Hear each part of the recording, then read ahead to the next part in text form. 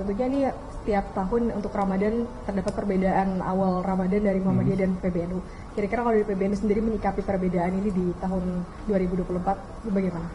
Ya kita merasa biasa saja, sudah biasa dari dulu. Perbedaan ini kan udah lama, masa ya ini kan seperti kita makan nasi tiap hari itu udah biasa, udah nasi lagi gitu kan. Kita sih biasa aja, tidak masalah.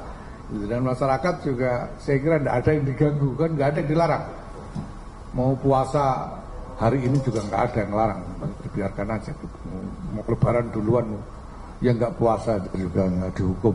Jadi ini biasa aja.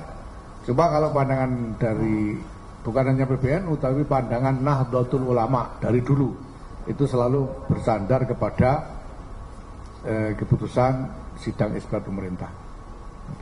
Cukup. Terima kasih. Terima kasih juga Pak. Cukup ya, terima kasih ya.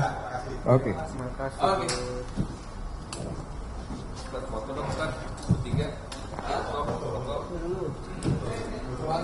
Kita ini sudah foto tiap hari. Boleh foto bertiga.